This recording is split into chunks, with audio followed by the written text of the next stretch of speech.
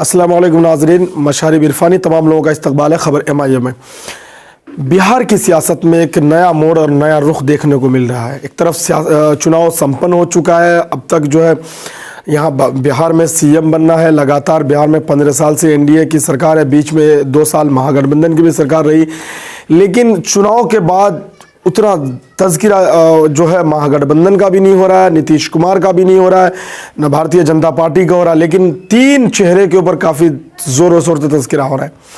एक तज़किरा मजलिस इत्तेहादुल मुस्लिमीन के ऊपर लगातार हो रहा है कि MIM की इन 5 सीटों को जीतना, और दूसरी तरफ सरकार बनाने की जहां तक बात आई है तो एक तरफ हम यानी जीतन राम मांझी की पार्टी, हिंदुस्तानी अवाम मोर्चा, वहीं मुकेश सहनी की पार्टी, विकासशील इंसान पार्टी, कयास आराइयाँ ये की जा रही है कि अगर हम पार्टी, मुकेश सहनी, अगर ये दोनों अगर भारतीय जनता पार्टी या NDA को छोड़ करके महागठबंधन की तरफ आते हैं और दूसरी तरफ AIMIM का उनको समर्थन मिलता है तो महागठबंधन की सरकार बिहार में बनना तय है।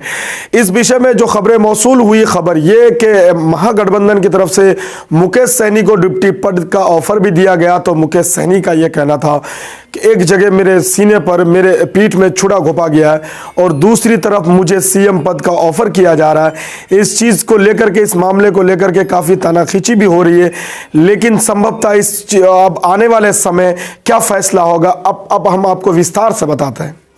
अगर मुकेश सहनी की पार्टी 4 विधायक वाली पार्टी अगर पलटी मारती है, वो महागठबंधन की तरफ आती है, तो वहीं मजलिस इत्तेहादुल मुस्लिमीन के 5 विधायक और एक BSP के विधायक, जो मजलिस इत्तेहादुल मुस्लिमीन के गठबंधन में टोटल 6 विधायक जीते हैं, ये अगर चले जाते हैं तो आसानी से सरकार बनता हुआ नजर आ रहा है महागठबंधन का। लेकिन समय इस अनुकूल के हिसाब से पता चलेगा कि सरकार किसकी बनने वाली है। और दूसरी तरफ अगर हम बात करते हैं जीतन राम मांझी, अगर जीतन राम मांझी भी पलट मार देते हैं और महागठबंधन की तरफ आ जाता है तो यकीनन महागठबंधन की सरकार बनना तय है। लेकिन संभवतः ये औपचारिक रूप से बातें कही जा रही है, इस बातों का कोई अब तक जो मुस्तकिल और जो है कोई मुदल्लल दलील नहीं मिला है। और दूसरी तरफ जो है NDA खेमे के अंदर सही नहीं चल रहा है। NDA के जो CM के उम्मीदवार हैं वो अब तक नीतीश कुमार को ही मान लिया गया, लेकिन डिप्टी CM के ऊपर काफी तानाखींची चल रही है। डिप्टी CM का पद, किसको पदभार मिलेगा, कौन डिप्टी CM बनेगा, क्योंकि सुशील मोदी जो लगातार NDA के 15 साल की शासनकाल में लगातार डिप्टी CM रहे, अब उनके तरफ इनके विचार विमर्श नहीं जा रहे हैं। सुशील मोदी से डिप्टी CM का पद छीनने की कोशिश की जा रही है और किसी दूसरे दलित चेहरा या नए चेहरे को डिप्टी CM का पद सौंपने का विचार लगातार चल रहा है। इसी को लेकर के जहां भारतीय जनता पार्टी के ऑफिस में बिहार में मीटिंग बुलाया था विधायक दल का, वो मीटिंग नहीं हो पाई है और वो सीधे CM आवास में मीटिंग चल रही है और मीटिंग हो रही है। तो संभवतः ये की जा रही है कि औपचारिक रूप से ही सही, लेकिन रुका हुआ है मामला के बिहार की गद्दी किसको मिलेगी, अब तक औपचारिक रूप से रुका हुआ है। लेकिन NDA को बहुमत मिल चुका है, गठबंधन के सारे सही, अगर गठबंधन इनके टूटते हैं, बिखरते हैं, तभी कोई मामला हो सकता है, अन्यथा महागठबंधन की सरकार मुश्किल में है।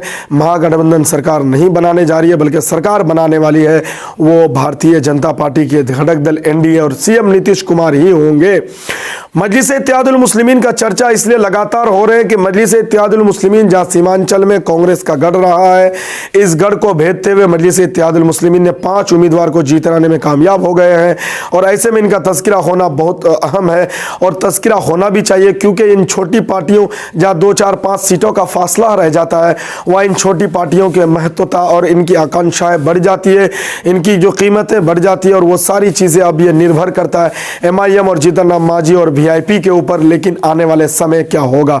वहीं दूसरी तरफ अगर बात की जाए तो एक निर्दलीय उम्मीदवार जो चुनाव जीते थे, वो निर्दलीय उम्मीदवार की जो आकांक्षाएं थी कि वो महागठबंधन की तरफ आएंगे, क्योंकि नीतीश कुमार ने उनका टिकट काटा था, दूसरे को उम्मीदवार बनाया था, लेकिन ऐसा कुछ नहीं होने वाला। वो भी सीट जो है अब खुले तौर पर वो सीट जाने वाली है नीतीश कुमार के ही पाले में।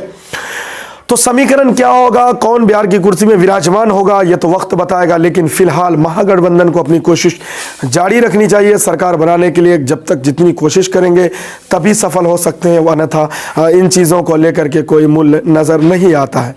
आपको बता दें, बिहार एक ऐसा राज्य है जो देश की दिशा और दशा बदलती है, देश की सियासत को बदलने में बहुत बड़ा अहम रोल रहेगा बिहार का। लेकिन आने वाला समय ये पता चल जाएगा कि बिहार किसके संग चलेगा।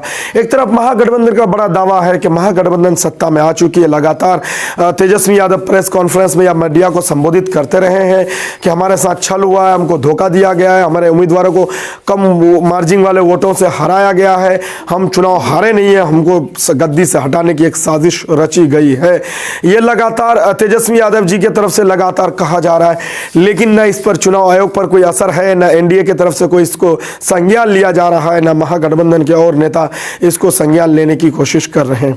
और दूसरी बात, कांग्रेस इतनी बदहाल होने की वजह, अब कांग्रेस अपनी सर को मुंह को छुपाने के चक्कर में सारी अपनी नाकामयाबी जो है वो फोड़ रहे हैं एमआईएम के ऊपर, कि एमआईएम की वजह से कांग्रेस की इतनी बुरा दिशा और दशा हुआ है। लेकिन आपको बता दें, वही महागठबंधन के नेता और तेजस्वी यादव ने कहा है कि एमआईएम की वजह से हमें कोई नुकसान नहीं पहुंचा है, एमआईएम ने जहां जहां चुनाव लड़ा है हमें कोई नुकसान नहीं पहुंचाया, एमआईएम की जो सीटें जीती है वो अपने लिए जीती है, हमें उससे कोई नुकसान नहीं पहुंचा। और एक बात बता दें खासतौर से कि इमरान प्रतापगढ़ी जो सीमांचल में आकर के लगातार अवैसी साहब को अभद्र शब्द कह रहे थे, गलत चीज कह रहे थे, उनके ऊपर टिप्पणियां कर रहे थे, वहीं आरजेडी के नेता का यह कहना है कि उसको सीधे तौर पर जो है उनको नुकसान पहुंचा है तो इमरान प्रतापगढ़ी की वजह से पहुंचा है, क्योंकि महागठबंधन के नहीं बल्कि कांग्रेस ने जिसको स्टार प्रचारक बनाया, कांग्रेस ने जिसको हेलीकॉप्टर सौंपा, कांग्रेस ने जिसको जिम्मेदारी दी, वो खुद की जमानत मुरादाबाद से नहीं बचा पाए थे, उनको जिम्मेदारी दे दी गई है, जिसका खामियाजा सीधे तौर पर कांग्रेस को भुगतना पड़ा। कुछ नामो निगारों कुछ सियासतदान का माने तो आरजेडी की गलती की वजह से आरजेडी हार हुई है।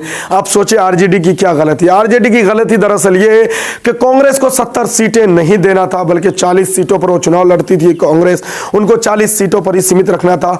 क्योंकि स्ट्राइक रेट की बात की जाए तो आरजेडी का स्ट्राइक रेट जो है वो आरजेडी का है जो 51% 52% स्ट्राइक रेट है। अगर आरजेडी 200 सीट पर चुनाव लड़ते तो ये संभावना बातें की जा रही थी, या 170 190 सीट पर चुनाव लड़ते तो उनके स्ट्राइक रेट जो है बहुत बढ़िया है, उस हिसाब से आरजेडी सत्ता में आ सकते थे और आराम से आ जाते। लेकिन कांग्रेस की स्ट्राइक रेट की बात की जाए तो कांग्रेस सिमट करके कांग्रेस की स्ट्राइक रेट 30% पे आ गई, आप समझ सकते हैं। यानी 100 सीट लड़ती है तो कांग्रेस 30 ही जीत पाती है।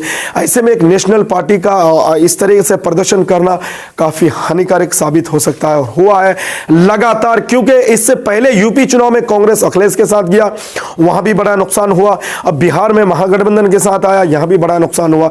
तो उत्तर भारत की बात की जाए तो उत्तर भारत में कांग्रेस पूरी तरह से जो कमजोर पड़ता हुआ नजर आ रहा है और कांग्रेस की कमर टूटती हुई नजर आ रही है। ऐसे में यहां जो मुस्लिम वोट कांग्रेस के पाले में जाता था वो वोट मजलिस इत्तेहादुल मुस्लिमीन की तरफ आना यकीनी है, क्योंकि कांग्रेस की तरफ से लोगों का विश्वास उठ चुका है।